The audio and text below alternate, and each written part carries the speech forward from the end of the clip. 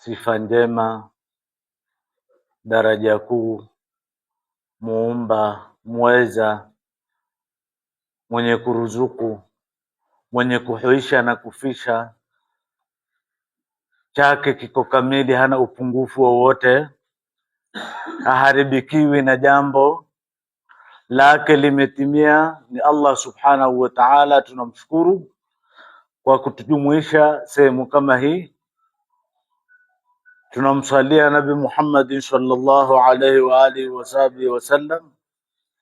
Amma baad, leo tumekutana viongozi wa dini ya Kiislamu kutoka sehemu za Lamu na Tana Delta, Tana River, kwa minajili ya kujadiliana na kuhimizana na kukumbushana na kuelimishana kuhusu mapungufu yetu katika jamii na mambo ambayo yametuletea hasira ya Allah subhanahu wa ta'ala, mambo ambayo yametutoa katika njia ya Allah subhanahu wa ta'ala.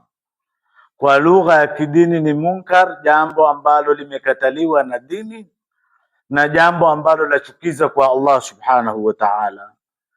Kama Ustadh Ahmad alivyosema, kwa lugha ya kinyumbani tumejadili mambo matano na yote tukaona kwamba katika dini hayafai na yatatuletea matatizo makubwa na hasira ya Allah subhanahu wa ta'ala.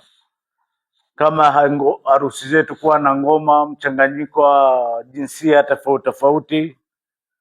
Ngoma hii imekithirisha zinaa, uchafu wa zinaa imezidi kwa ajili ya ngoma hii.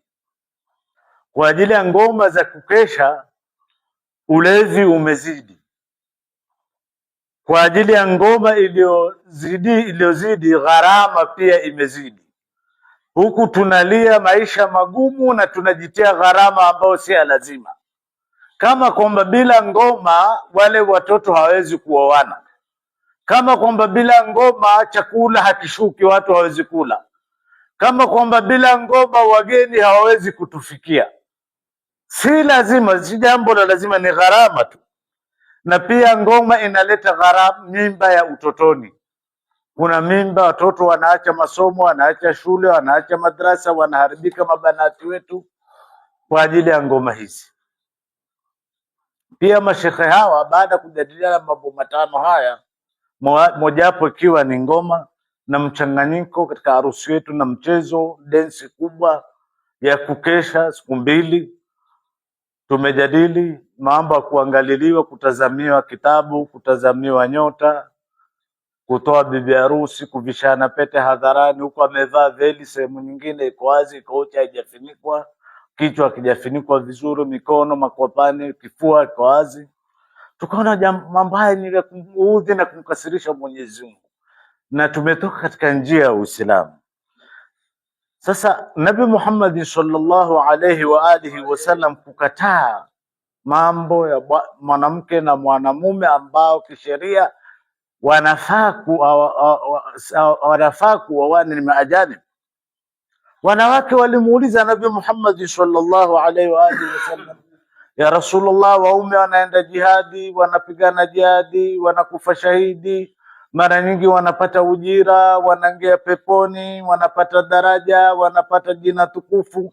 Sisi tuko tu hatuendi jihadi, ya Rasulullah, itakuwaje? Tumekosa daraja kubwa. Nabi Muhammad sallallahu alaihi wa alihi wasallam akawahusia kwamba jihadi kubwa ya mwanamke ni kufanya shughuli zake za nyumbani, kulea watoto wake, kusimamia familia yake, kujihifadhi, kumtuliza bwanake na kulea watoto wake. Hata hadithi nyingine kwamba jihad ambao haina mashaka ni hija na umra, aliwaambia. Na hadithi nyingine husnu tabaulihinna, hiyo hadithi kwamba mwanamke kukaa na bwanake vizuri ana daraja kubwa. Kwa nini leo bwana aridhike, jamii iridhike, baba aridhike, ndugu aridhike, dada aridhike, mama aridhike kwamba binti yake na mume wake, bibi yake na dada yake watoke waende wacheze ngoma na wanaume ambao si maharimu zao. Kwanza ngoma tayari ni haramu, kwenda kuchanganyikana waume na wanawake ambao si maharimu ni haramu, kwenda kushikana hapa na pale na kubusiana ndio kabisa, kwa sababu Nabii Muhammad sallallahu alaihi wa alihi wasallam amesema kusalimiana tu mkono kwa mkono mwanamke na mwanamume ambao kisheria wanafaa kuoana ni haramu, ni makosa.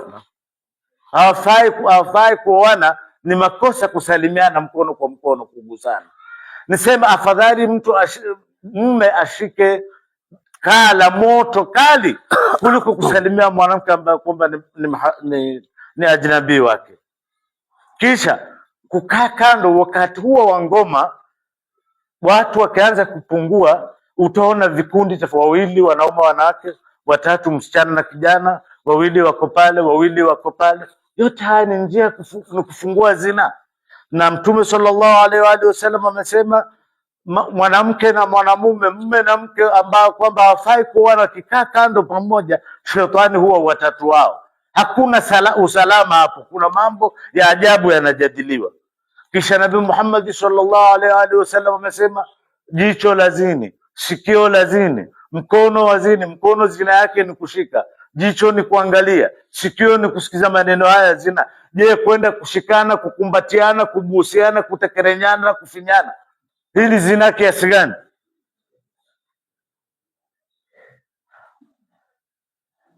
Kisha ni jirani kwa jirani, jirani huyu na jirani huyu, jirani wa kule na jirani wako.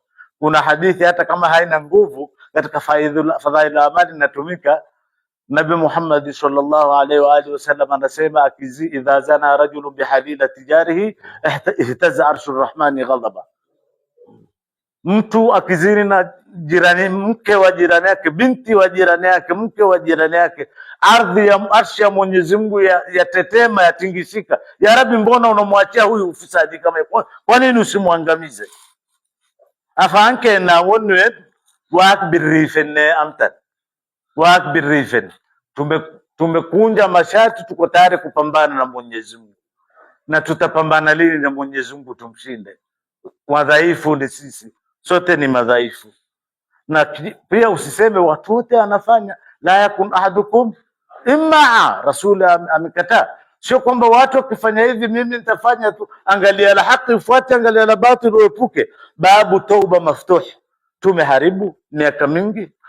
Maulama 85 leo tumekutana Watanariva na sehemu fulani ya Lamu kwamba tukemee jambo hili. Tunaomba jamii yetu, wazee wetu, viongozi wetu, watawala wetu, viongozi wa vijiji, viongozi wa jamii, viongozi wa kiserikali, viongozi wetu wa kisiasa na viongozi wa dini, viongozi wa vijana, viongozi wa mama, viongozi wa walemavu, vikundi vya jamii, tushikane nao ili hasira ya Mwenyezi Mungu isizidi kutushukia. Na kifo cha ghafla ndio hii imezidi, hatujui siku yetu ni lini, hatujui tutapatikana na kifo tukiwa katika mchezo huu ama kukatika huko. Basi tutaachia hapo. Wassalamu alaikum wa